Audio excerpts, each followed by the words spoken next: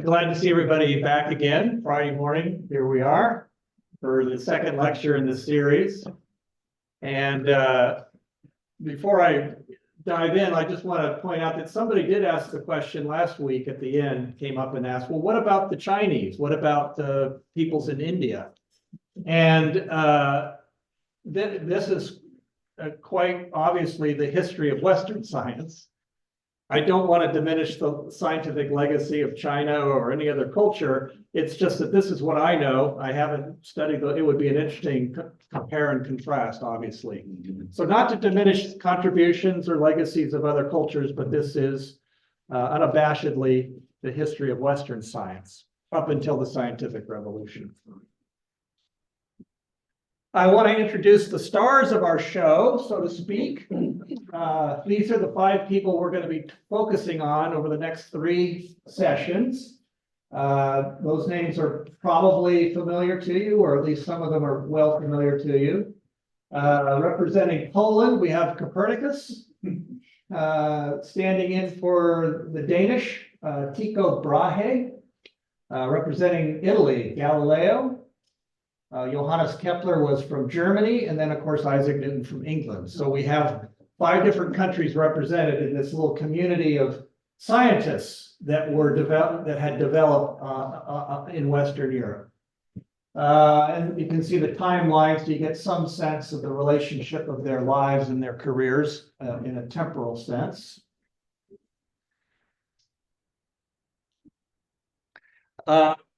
Before we get to Copernicus, I want to just mention a couple of developments from the late Middle Ages and the early Renaissance that are relevant to our story, even though they don't directly involve astronomy. I have to mention 2 people, Robert Grosseteste and Roger Bacon. There is some speculation that they were both at Oxford at the same time, so that Robert Grosseteste may have even mentored Roger Bacon at one point, but their lives were, if not directly intertwined, certainly closely related in terms of location and time period. My sense of humor probably isn't very highly developed because I can't help but be amused. The name Grosseteste in Old French means fathead. And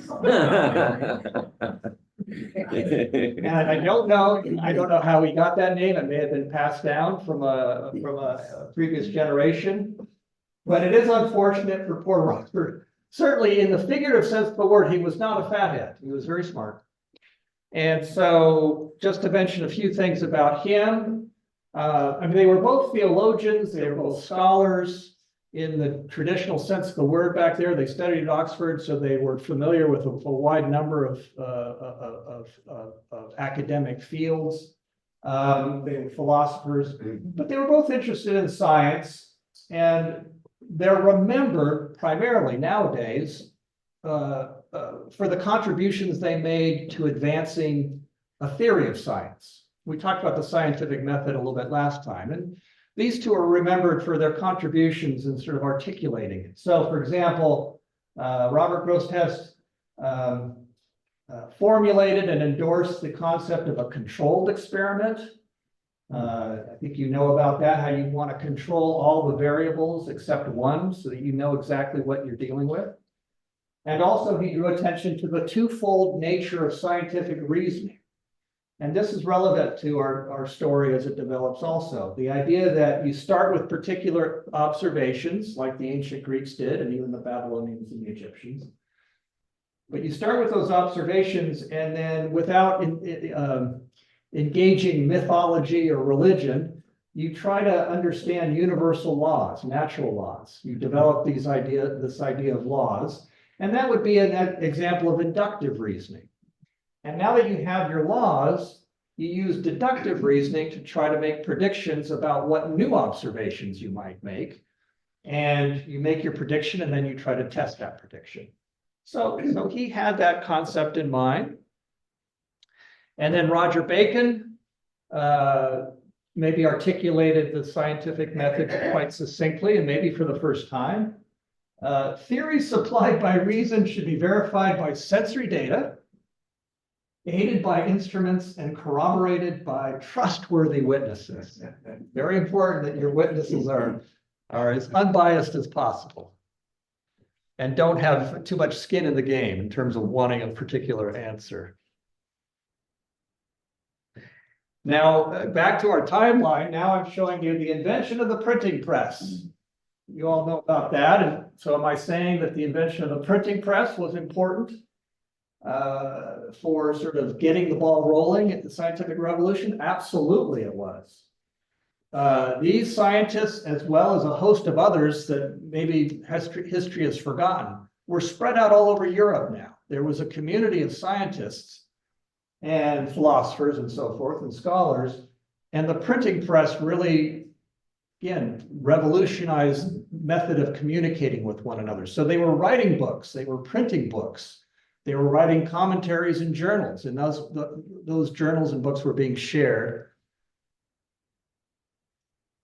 And so, and they were written in Latin. So language was not a barrier. We've got scientists all over Europe. They speak different native languages, but they communicate academically in Latin. So there you have some of their books. Okay, let me play again. I'm using my virtual assistant narrator again. In order to set the stage for the arrival of Copernicus on the scene, we have to say a bit more about Ptolemy's model. The ancient Greeks, it turns out, generally held geometry up as the abstract ideal after which the physical world was modeled. In particular, the circle, with its perfect symmetry, was something to be revered. And so, in their geocentric models, they held firm to the belief that planets must move in perfect circles of uniform velocity. There was a problem here. Even when not in retrograde motion, the planets do not appear from Earth to move with uniform angular velocity. Now let's take a moment to define the concept of angular velocity. So angular velocity, it's a very simple concept, really. But the point is, there's no way to measure absolute velocity in terms of miles per hour or light years per second or whatever, because you just have no way to do that. All you can measure is the angle between the planet at one point in time and at another point in time. But that's useful. So angular velocity simply means the change in angle per change in time. And we use the symbol, the little Greek letter omega, to stand in for angular velocity. And it's, we would say in mathematical symbolism, delta theta divided by delta t. And that notation may be familiar to you. If not, we're going to be using notation like that as we go forward. So very simple concept. So here was the problem. Even with the epicycle, when they measured angular velocity, it was variable. So then Ptolemy, for example, said, okay, let's forget about the planet. Let's just measure the angular velocity of the center of that epicycle, that imaginary point. And even when you did that, here it is, let's say 45 days, the planet goes maybe 60 degrees. I'm just throwing out numbers here. But the point is, over the same time period, maybe a year later, the planet only goes 30 degrees. So what's that's not good. Ptolemy could not accept that. It has to be uniform velocity. So angular velocity. So what do you do? Well, let's take planet Earth away for a moment. There's the position of the planet.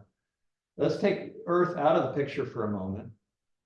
And let's say that the planet actually does go the same angular distance over here as it does over here in that same time period. So angular velocity, let's just assume that is true, but let's put planet Earth a little bit off center.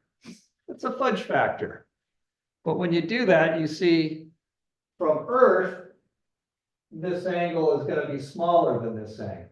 And you can make it work out. You can play around until everything fits. So that's called kind of basing your theory in order to preserve your ideal.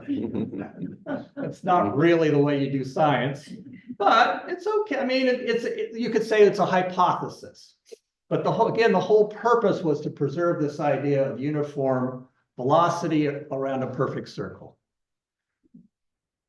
And that little gap in there is called the eccentric. All right. So with that in mind, let's go to Copernicus. He was born in Royal Prussia, part of Poland at that time. He was well educated. He studied at the University of Krakow, studied mathematical astronomy, went to the University of Bologna after that, studied canon law, classics, astronomy. So he was part of the Catholic, I don't know if he was a priest or he was somewhere in that Catholic clergy. And then University of Padua, studied medicine.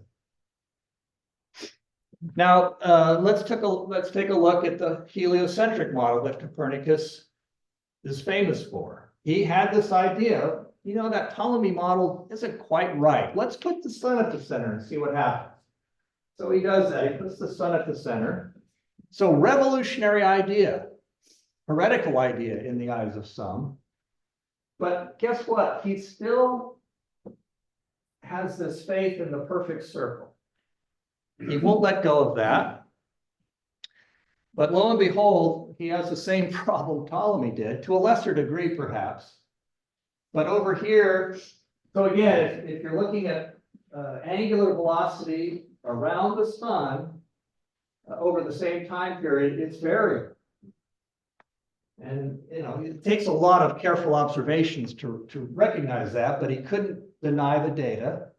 So he said, well, what did Ptolemy do? But in the fudge factor, now the planets are moving with the same angular velocity everywhere around the center of the circle of the orbit, but you have to move the sun over a little bit. So my point here is, and oh, by the way, he's got the eccentric, and he still has to have epicycles too, on top of that. They're tinier than Ptolemy's epicycles, but they have to be there to make everything work right because he won't let go of the idea of the perfect circle. My point here is that everybody remembers, oh, Copernicus thought the sun was the center of the solar system, end of story, and then science moved on from there. No. People looked at his model and compared it to Ptolemy's model, and it was a bit of a wash in terms of how well they made predictions. Ptolemy's model might work a little better in some instances. Copernicus was a little better in other instances. So again, just a point, people forget that not only was it was not accepted partly for religious reasons it was heretical based on church ideas at that time. But as a scientific theory, it wasn't clearly superior. So we have to ask ourselves, well, why did it eventually win out? Well, before we get to the story of why it actually was an improvement and how it was developed, how that idea was further developed into the correct theory, just a little bit of history of how long Copernicus was working on this idea. He wrote his first brief sketch of this idea, just sort of outlining his theory, and he wrote it in a short paper or maybe a booklet called Commentariolus, but he never published it. We only know about it because it was found somewhere and then maybe published posthumously, I'm not sure. But he did show it to his friends, his fellow scholars, and they said, hey, this is a fresh idea. You should publish this. And Copernicus said, no, let me work on it a little longer. And of course, people wonder, or historians wonder, was he afraid that he'd be ridiculed on a scientific basis because he didn't have proof of it? Or was he afraid that he was going to be persecuted by the church for a heretical idea, or maybe both? But he was very reluctant to publish. Now, by 1532, he had almost completed his magnum opus, where he really spelled out his ideas. And the translation is on the revolution of the heavenly bodies. I'm not going to try to pronounce the Latin. And he showed it to his friends, and they said, "Oh, this is great. You got to publish this." And he said, "Well, let's wait a little longer." So finally, in 1542, it's published. And by that time, Copernicus is starting to develop illness, or his health is failing. And the legend is that he was, shortly after its publication, he was bedridden. But his friends brought him a copy of the book that had been printed, his book, and presented it to him on his deathbed, and he died peacefully later that day. That's the legend. So he exited stage right before he could get into any trouble with it.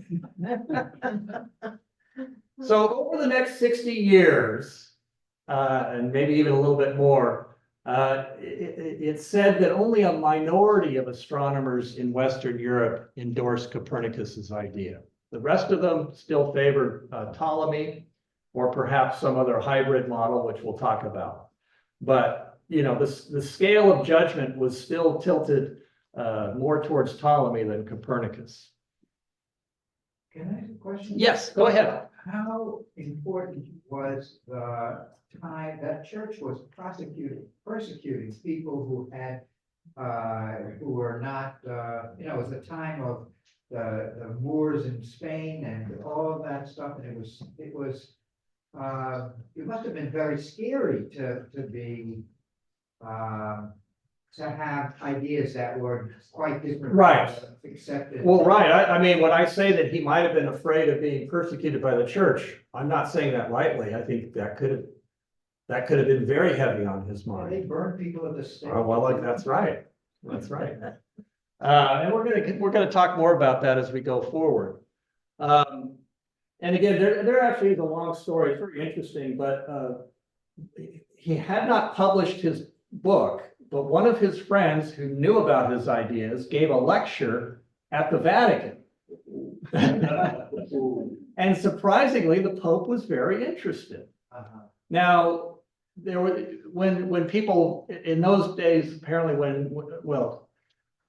many times when Copernicus's ideas were presented in the setting of the Vatican, or even in the way when the book was published, it was always prefaced with the idea that we're not saying this is the actual theory of the solar system or the universe.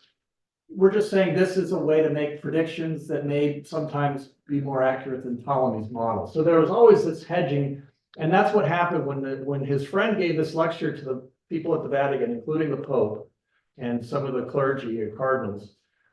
He gave that preface, like, this is a fresh idea. It in some ways gives us a better way to predict the motion of the planets, but we're not saying this is really what's going on. So there was this dance that was being done. But let me go forward. That's just one part of the story. But here's one critic. There were critics. There were some leaders of the church who were critical in those first decades after Copernicus's book was published. Meanwhile, certain Catholic and Protestant church leaders argued vehemently against the Copernican model. Philip Melanchthon, a close associate of Martin Luther, wrote, "Certain people believe it is a marvelous achievement to extol so crazy a thing, like that Polish astronomer who makes the earth move and the sun stand still. Really, wise governments ought to repress impudence of mind."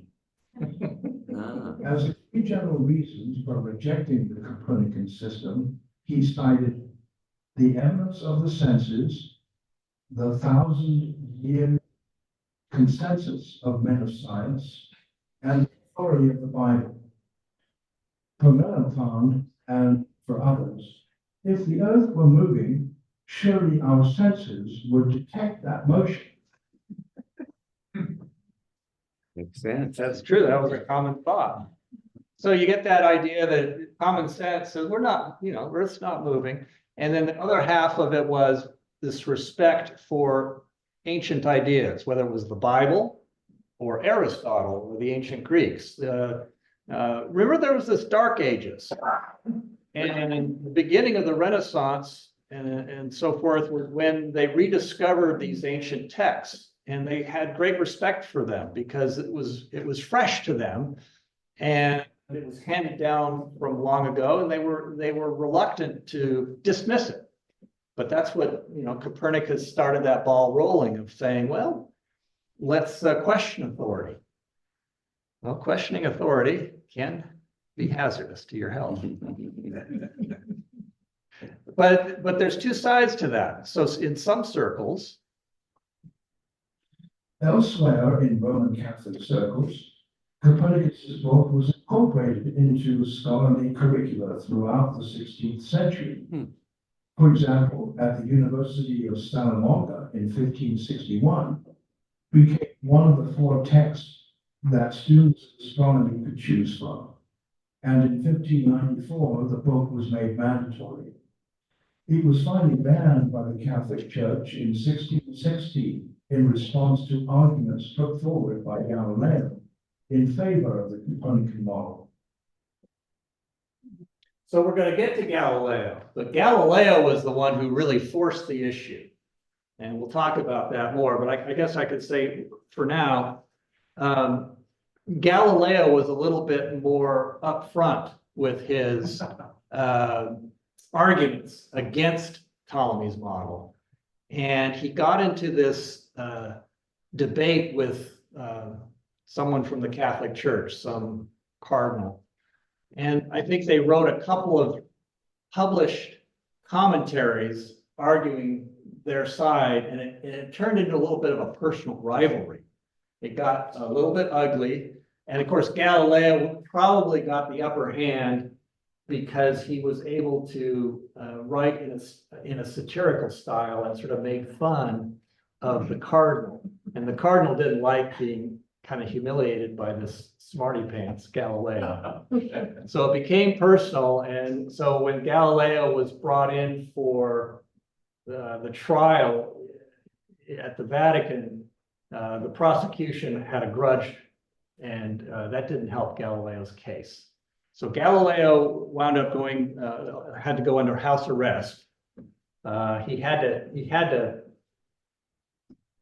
had to sort of deny that he really believed in the heliocentric model. He had to kind of backtrack, and that's why he wasn't killed. He was just put under house arrest. Could you answer? Yeah. Give us, what made the University of Salamanca unique to have the program going on? Well, When you consider there were these other universities where he went to school and studied, and I'm just curious. Salamanca was just one example. There were some other universities where they were allowed to study. Again, at this point, Copernicus's work had not been banned. This is still before Galileo, and so people were open to it as part of an intellectual or academic debate, or it's one side of the question. It wasn't fully accepted, but it hadn't been fully banned. It was being evaluated and considered worthy of study. As I say, it wasn't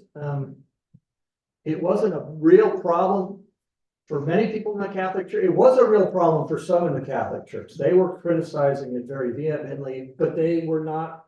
There was not a consensus among the Catholic leadership.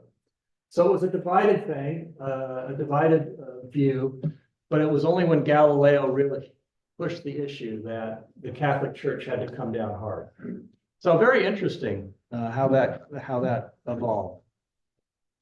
All right, so now we're ready to talk about, okay, what was the advantage of the Copernican model?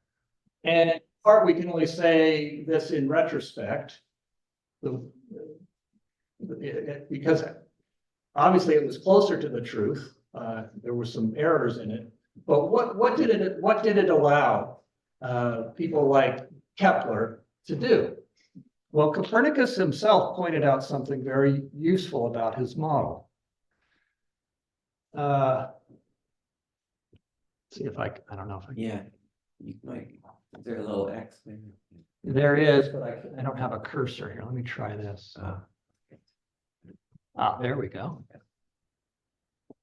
Okay. We talked about the geocentric model, and let's say at midnight, when the sun is directly below your feet, Gemini is straight overhead, and then 30 days later, Cancer is straight overhead. Well, the only way to make sense is that that whole sphere of the stars is rotating 1 degree per day, 30 degrees over a month or so, and we'll make a complete cycle. So that's a little awkward because on the one hand, you know that that sphere of stars is rotating, but when you make your observations, many times it's not midnight, but you're using the stars as your reference frame. So it's a little awkward. And so the point is that in the heliocentric model, the same scenario, Gemini is straight overhead at midnight. Well, 30 days later, the sun and the stars have not moved, the Earth's moved. So it's a very simple explanation for why Cancer is overhead 30 days later. So now those stars, even though they do move in reality, from a practical standpoint, they are fixed. And they provide a fixed reference frame now. And that's going to be very useful. I'm going to show you why. Can we now accurately compute the orbital periods for each planet? This is going to be very useful. And the answer is yes, we can. Let's start with Earth. It's a whole new concept. Earth has an orbital period. Very simple. It's midnight, one night. Gemini is directly overhead. Gemini is over to the right now.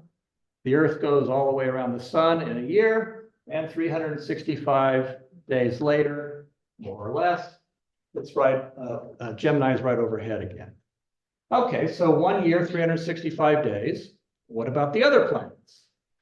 Well, most of the time, Mars and Earth are going about their revolution without any sort of synchronization. Remember, Mars takes longer, it moves more slowly around the sun. And it's kind of hard to know where Mars is in relationship to those fixed stars, unless every once in a while Mars is in opposition. I think we talked about that last time. It just simply means that Mars is directly opposite the sun from the vantage point of Earth. And so here, Gemini is directly overhead, and so is Mars. So you know exactly the angular position of Mars. Now let's go forward in time. A half a year later, Earth's over here, Mars is lagging behind. This is the position. We want to know how many days does it take for Mars to go way back to here. All right. Now another 6 months goes by. The Earth has made one revolution. Mars is lagging further behind. 6 months later, Earth is starting to catch up to Mars again. Not quite yet.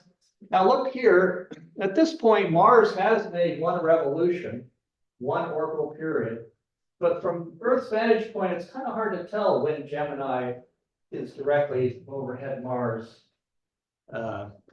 with the sun directly in the opposite direction, because you don't know the actual distance there. From this vantage point, you know, Mars, you see it here, it could actually be here. You wouldn't know. Or it could be here. So it would be hard to gauge the orbital period so far, but watch what happens. Now Earth is catching up. Earth's made two revolutions now. And here it is, they're in opposition once again. And that happens once every 780 days. But we want to know how many days earlier was Mars there. Well, we can do that.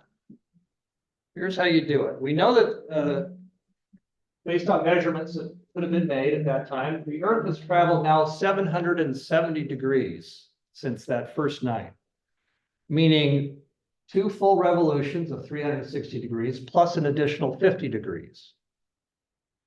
That means Mars has traveled 360 degrees plus 50 degrees, just one revolution plus the 50, total of 410 degrees.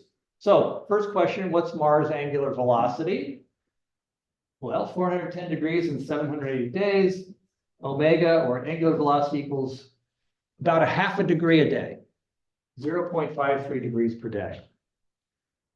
And it's gone, with that angular velocity, it's traveled 50 degrees more since it was, had completed one cycle. Well, that's 50 degrees equals half, well, 0.53 degrees per day times X number of days. X equals 94 days. So if you subtract 94 days from 780 days, you get the orbital period of Mars. I think it's actually 686, but it's 686. But again, I hope I'm not going into too much math in it, but it's simple math. Again, I'm just trying to show that once you have the right framework, you don't need higher mathematics to do a lot of very interesting discoveries, or make a lot of very interesting discoveries. So you can now find the orbital period for every planet.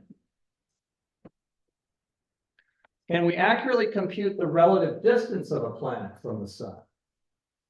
Maybe we can't measure the actual distance, but what about, let's take the distance of the Earth to the sun as the yardstick or the standard.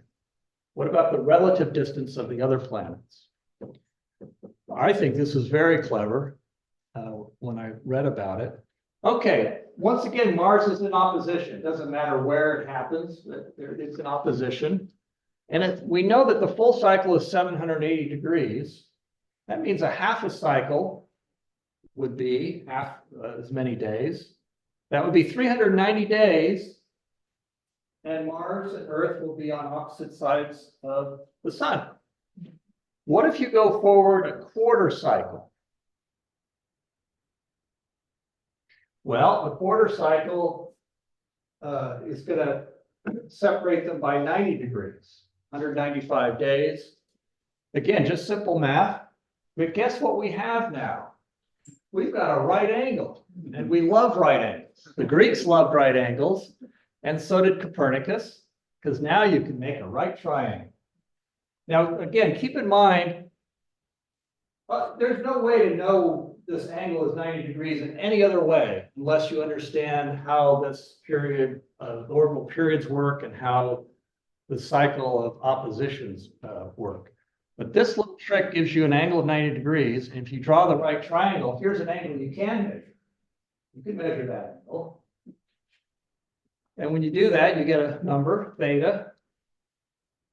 And if you let r sub m equal the radius of Mars orbit and r sub e equals the radius of Earth's orbit, it's just simple trigonometry. R m over r sub e equals the tangent of theta. So now you can tell you can discover the relative distances of all the planets. And so you can put them in order now. You can really start to develop a concept of a solar system.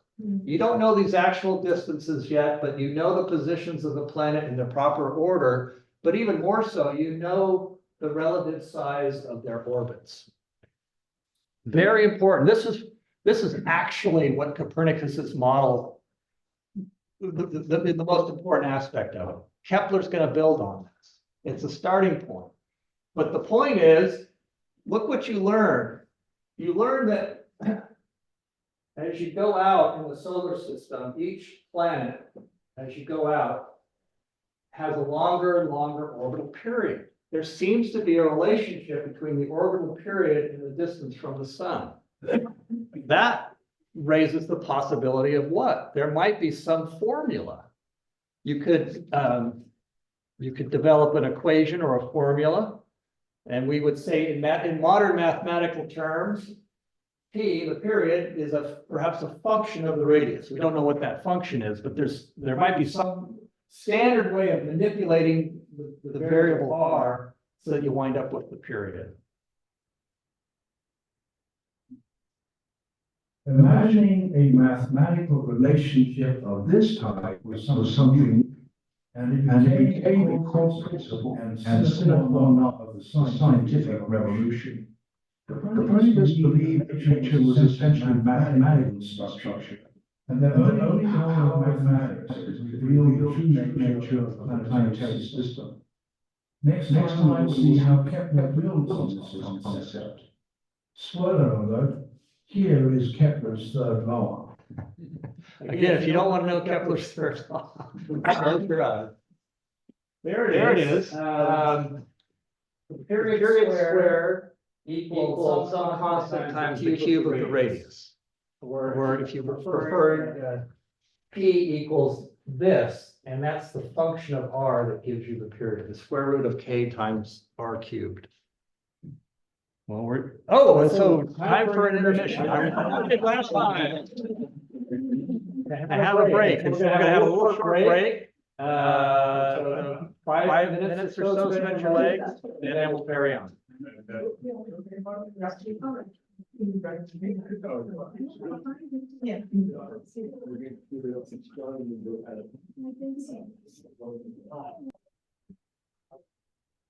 So you may recognize this gentleman, the narrator, giving you a little background.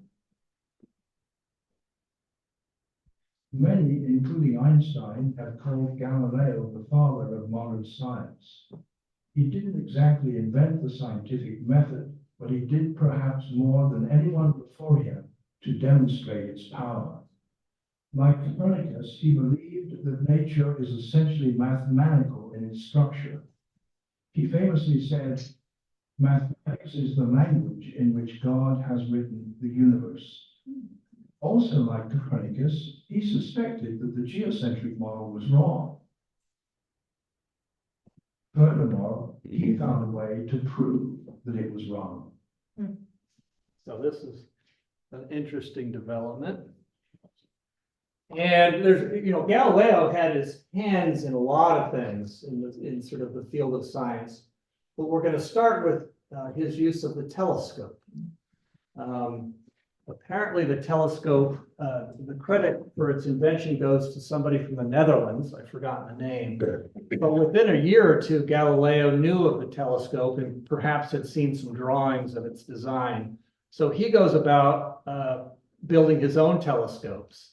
And he makes improvements from one year to the next. And pretty soon he's got a telescope that's got a higher magnification than anybody else's telescope. And he turned in, and prior to that, it was useful for use on land or on ships. But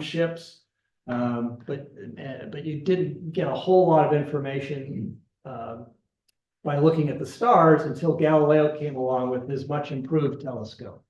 So he looks at Jupiter and he discovers the moons of Jupiter, which is another story that we won't go into any further. But that was controversial. But what's interesting mostly to us is when he turns his telescope on Venus. Galileo did not invent the telescope, but he made successive improvements in its design so as to increase its magnification. For the first time, it became a useful instrument for astronomers. So he looks at Venus. Now, this is a photograph of Venus, not through a telescope.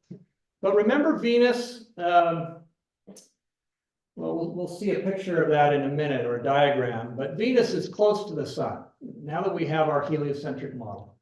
And it goes around the sun, or now we know that. But to Ptolemy, Venus had its own celestial sphere, and it did not go around the sun, according to Ptolemy. But anyway, I just show you the picture just to remind you that sometimes Venus is to the east of the sun, we might say, so that when the sun sets in the west, you'll see Venus towards the west. So it's always pretty near the sun. You would never see the sun setting in the west and then Venus way over in the east. It would be something like this. And then when Venus goes on the other side of the sun, you would see it in the morning before sunrise, again towards the east. So that's just orient you from our vantage point. Now, when Galileo looks at Venus, this is what he might have seen the first time. He sees a crescent, and he concludes, as anybody would, that, oh, that crescent represents, just as the moon has a crescent at times, that just means that it's reflecting the sunlight and forms a crescent. And nothing earth-shaking about that. Ptolemy would have predicted the same thing. And here's what I'm talking about. Here's the sun, here's Earth. Remember, both the sun and Venus overall are going around the Earth, but just using the sun as a reference frame, sometimes Venus might be over here and you'd see the crescent on this side. Sometimes Venus is over here and you'd see the crescent on this side. Sometimes the crescent gets very skinny. But it's always a crescent. It never reaches half Venus or more than that. So when Galileo looks at Venus and watches it over a period of a year or so, he sees that there are times when the Venus is almost full, or at least half. But certainly it's full or almost full sometimes. That's because it's behind the sun. Other times it's the crescent, so that must mean it's in front of the sun from our vantage point. So it's almost irrefutable evidence that Venus is going around the sun, which is really the final nail in the coffin of the Ptolemaic model. It doesn't fit with Ptolemy's model. So there you have it. And that would lead to the extrapolation that probably all the planets go around the sun, including the Earth. And that's why Galileo agreed with Copernicus. So, according to Galileo, the Earth moves. But what about the evidence of our senses, which give us absolutely no indication that the Earth is moving? Galileo understood that scientists should not always trust their senses.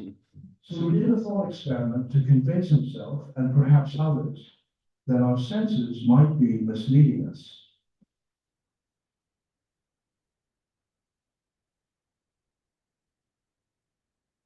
If, like a galloping horse, the Earth is moving through space at great speeds, why can't we feel the movement? Galileo thought it was possible that the Earth could spin in its axis fast enough to cause night and day without anyone being able to feel the motion. What is really exciting about Galileo, and you see it exactly the same in Einstein too, was the way he picked up what seemed to be an absolute impossibility. He said, we have this incredibly strong evidence that the Earth is not moving. Everything that our senses tell us is that the Earth is not moving. And yet, Copernicus has got these rather strong arguments from astronomy to suggest that the Earth is moving. So then Galileo says, well, this actually should tell us something very deep about how nature works.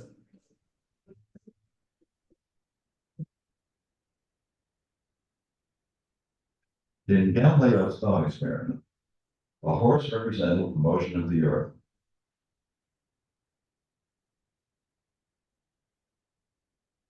If the rider dropped the ball while the horse was standing still, the ball would, just as one might predict, fall straight down, landing beside the horse.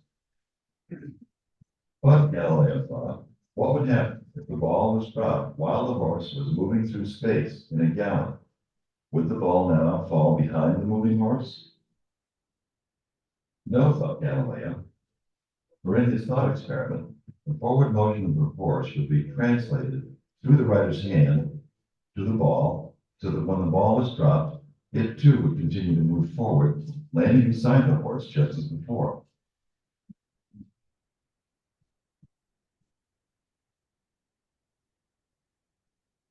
He thought when the horse and the ball shared the same forward motion, it appeared as if the motion didn't exist. So, Galileo reasoned, it is possible that, like the ball and the horse, we are sharing the motion of the Earth without being able to feel it.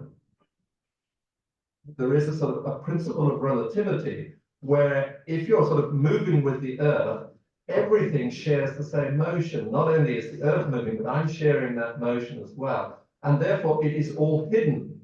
It was probably the first really great thought experiment in physics. In fact, he was so confident of the result, he never bothered to do the experiment.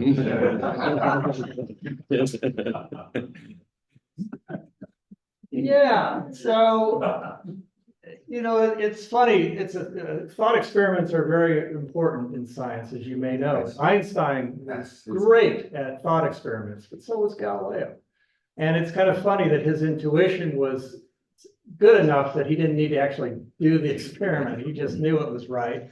And I think most of us have that intuition, but it's actually rather sophisticated. And by the way, there's another argument based on the idea that the Earth rotates, and maybe, again, if this occurred to you, yes, if the Earth rotates, that's a different kind of motion. That's accelerated motion. And centrifugal force would dictate that we would fly off the Earth, except for gravity, right? And so that's another part of that gets neglected here, but we're not too concerned. We'll get to gravity and all that eventually. Not to worry. But let's just appreciate, again, the simplicity, but the brilliance of a thought experiment such as Galileo's. So basically, he's invented the idea of inertia, which is to say, not so much that things stand still when they're not exhibiting a force, but that in some reference frame, they may have a constant velocity, and that constant velocity will not change unless some external force acts upon it. So this will become Newton's first law. Right. Galileo may not have formulated it that way, but that's what we're talking about here, inertia. Okay, this is a modern, updated version of Galileo's experiment so that we can really explore the nuances a little bit more carefully. Here's an updated version of Galileo's thought experiment. The trolley is moving to the right at a constant velocity. The boy throws a ball up in the air. There are two observers. Do you see what's going on? The formal concept of vectors had not yet been invented, but Galileo clearly thought in terms of vector quantities. Let's break this down.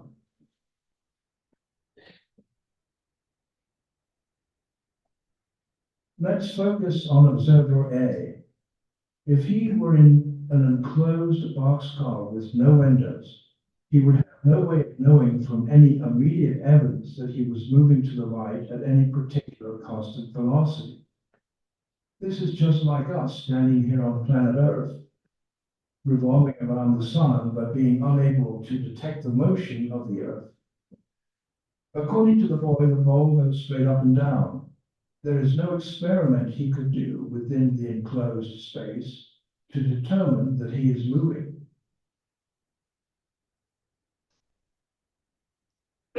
No experiments that we could do to detect that he's moving. We'll come back to that, but let's go on. So that's the boy A, and then the observer, the girl B, who's standing on the ground. She sees the ball, of course, executing a different trajectory, and we can understand that again in terms of vectors. Now, I'll be honest, when I say the word vector, does anybody here get bad memories of high school? Maybe some sweaty palms? No? We're comfortable with vectors? Good. They don't have to be scary. It's actually very simple. But we're going to use vectors going forward. So let's just review the simple addition of vectors. We've got a vertical vector here, according to the boy, and this horizontal vector here. Yeah. And these are velocity vectors. So the red arrow doesn't represent the displacement of the ball so much as the initial velocity going up. That's very important. We're not talking about position vectors, we're talking about velocity vectors. So the initial velocity is the red vector going up. The blue vector is the velocity of the trolley. And here they are in what we can call physical space. positional space, but the fun thing about vectors, and the one thing that maybe makes people a little nervous, is that we often take vectors out of physical space and put them in vector space, where we can add them and manipulate them. But that's just an abstract space, nothing to be frightened about, so let's do it. Let's take the blue vector. We're going to move it out. This is our vector space over here, irregardless of what's going on out in the scene. There's, we'll put that one down there. And now we want to add the red vector to the blue vector. How do we do that? Simply put the tail of this one at the tip of the blue one, and then we draw the resultant. We draw the resultant from our very first starting point to the ending point, the tip of the red vector. And there's the resultant. And remember, these are velocity vectors. So what that purple arrow represents is the initial velocity vector of the ball as viewed by the girl, by observer B. That's all it is. That's all there is to it. In other words, there is no such thing as absolute motion of constant velocity. All such motion is measured relative to some inertial reference frame. An inertial reference frame is a reference frame that is itself not accelerating. Otherwise, the choice of a particular reference frame is arbitrary. This is Galilean relativity. As an aside, Einstein will take Galilean relativity as a starting point and make one simple tweak, proposing that the speed of light will always be observed to be the same regardless of the reference frame, and his theory of special relativity will be born. So Galilean relativity, not quite as accurate as special relativity, but we live in a world where most of the time we're not moving at the speed of light. So Galilean relativity is still quite useful from a practical standpoint for most problems. Okay, now, so that's a couple of things about Galileo, but there's more to say. This is maybe the image that many of us have about Galileo. Here he is standing at the top of the Leaning Tower of Pisa, and he's dropping these cannonballs or metal balls from the top. And what does he find? One, let's say one is bigger than the other, meaning one is heavier than the other. And according to Aristotle, the heavier one should fall faster and land before the other one. But Galileo knows that if you neglect air resistance, blah, blah, blah, everything else being equal, they fall at the same rate. Now, when I read about this, I did read that scholars still argue about whether Galileo actually did this experiment, but experiments just like it were being done in Western Europe, and he knew the results. So he knew about this idea that there's regardless of the weight of the object, the rate of acceleration is uniform or the same. As long as air resistance is not a significant factor, two balls of different weight will fall at the same rate. This finding contradicted the teachings of Aristotle. Now you might say, so what? Well, this was a big deal because up until the time of the scientific revolution, Aristotle was generally considered to be the authority on everything. Now scientists were willing and eager to question that authority. But there's still more to the story. As I said, Galileo did know about air resistance. And he realized he wanted to go beyond this initial experiment and really study the effect of gravity in greater detail.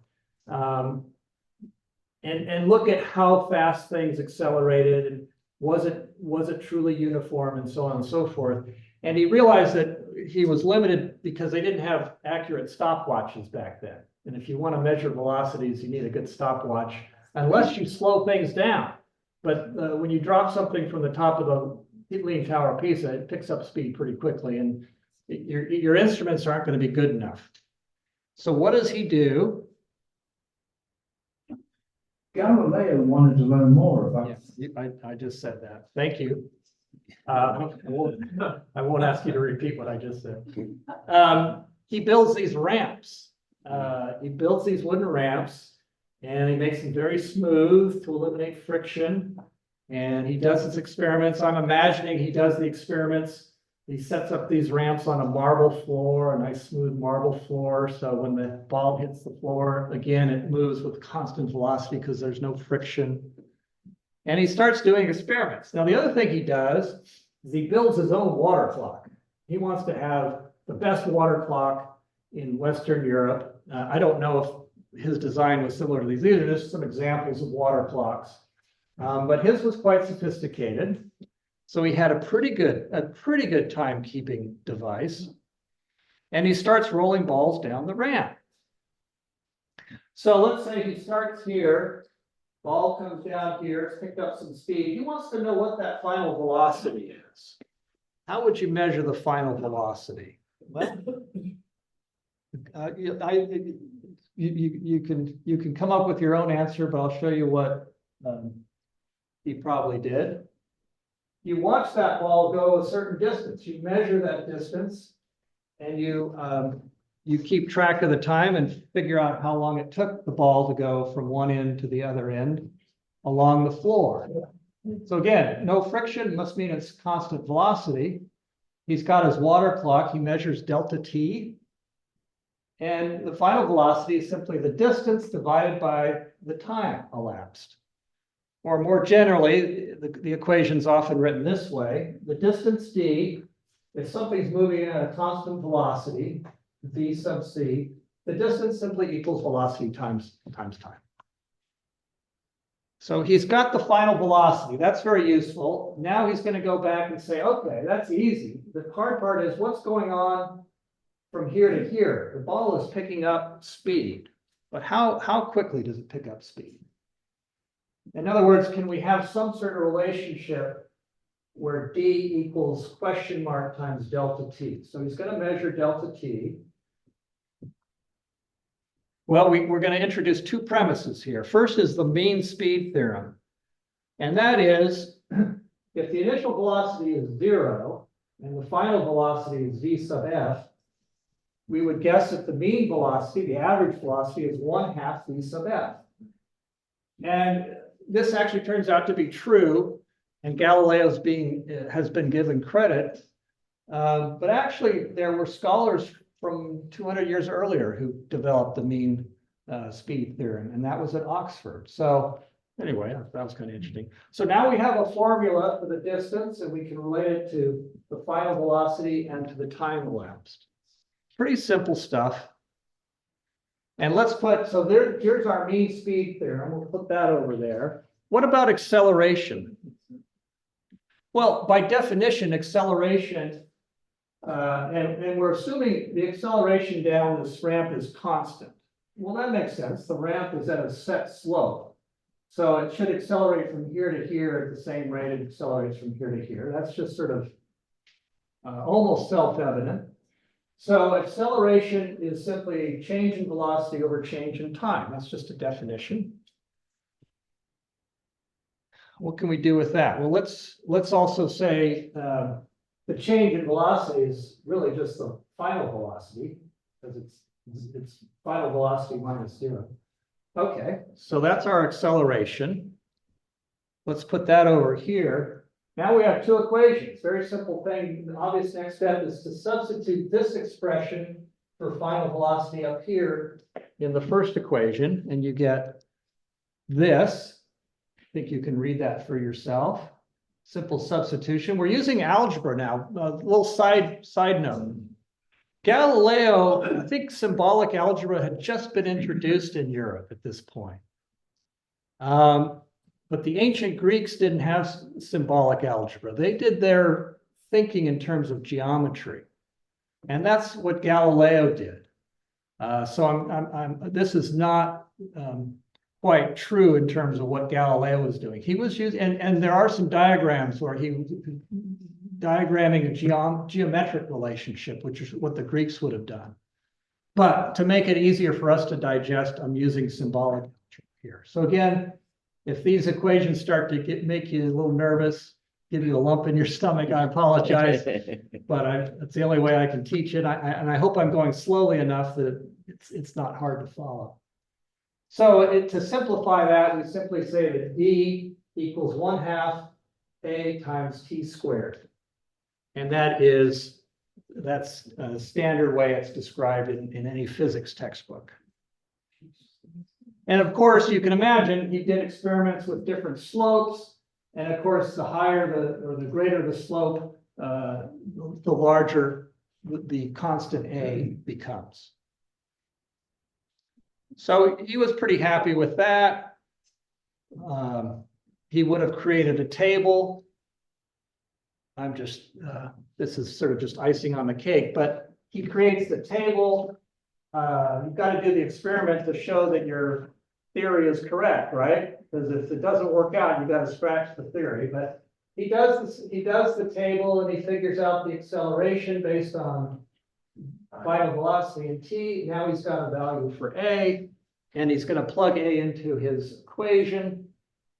And lo and behold, it works out.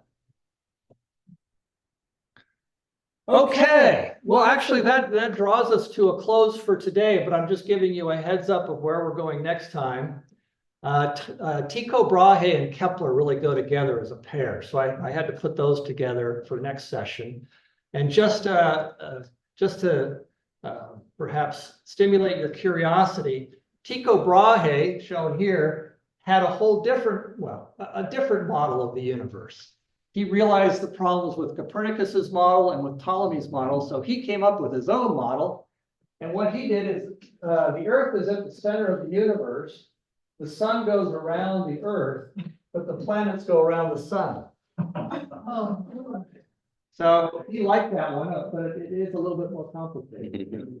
So that'll be for next time, but now's a good time to stop and entertain some questions. Yeah. So were Galileo's experiments with the ramps and measuring were they in his mind tied to his astronomical things, or was it a separate set of investigations?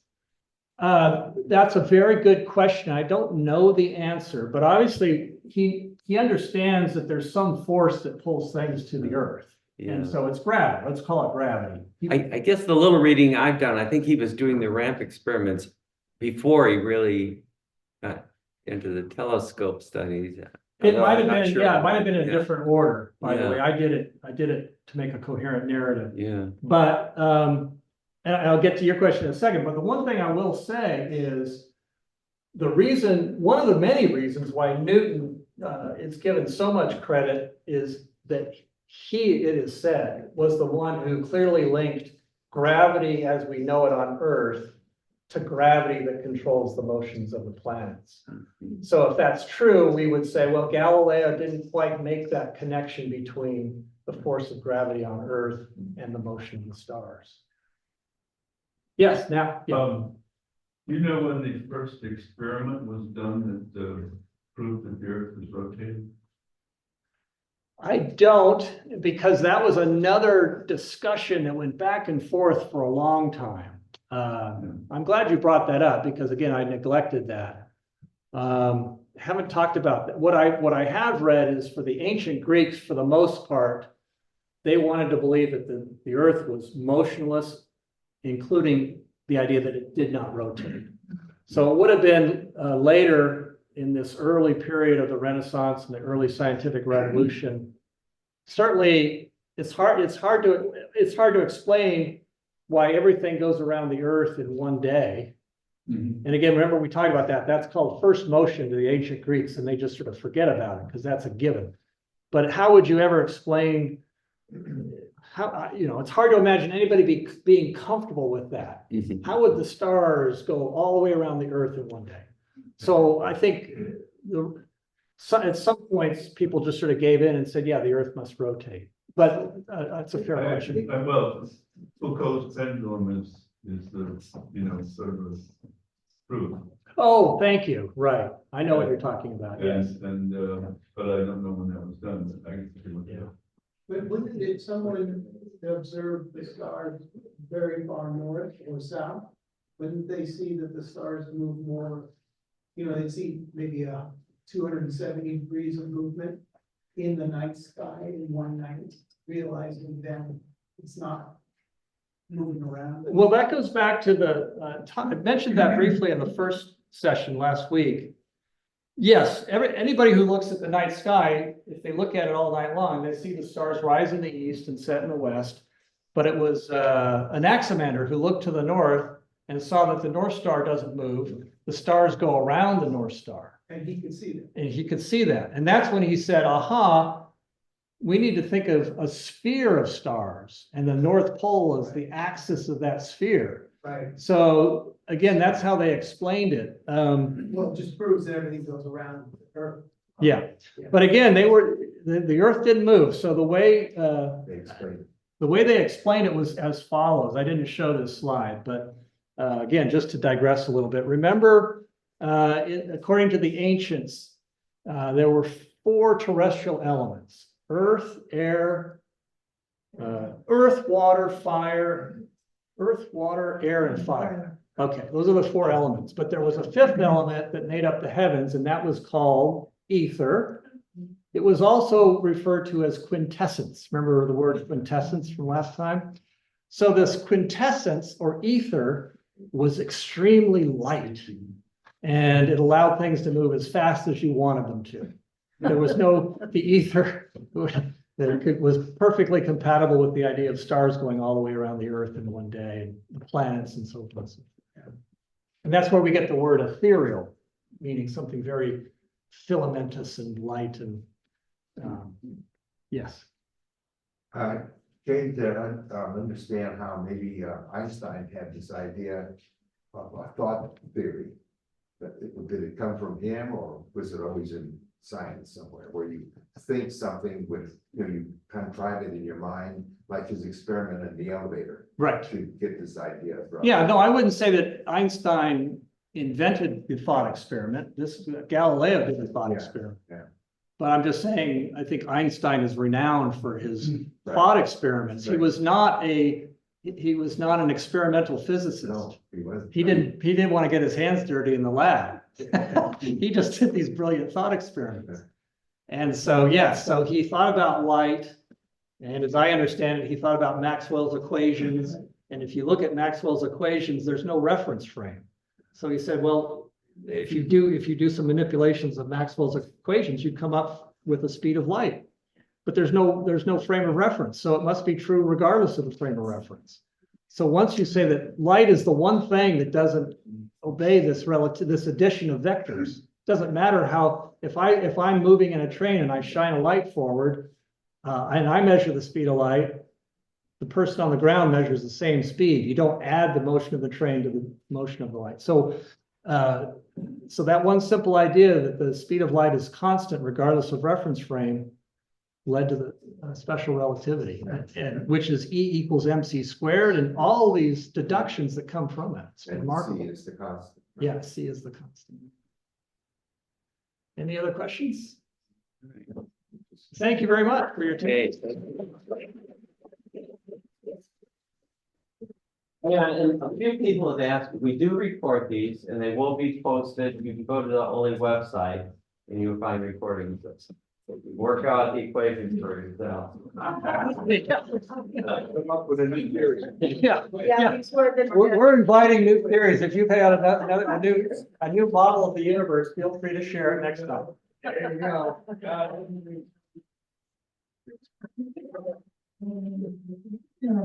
Mike's in the great hole. They were, yeah,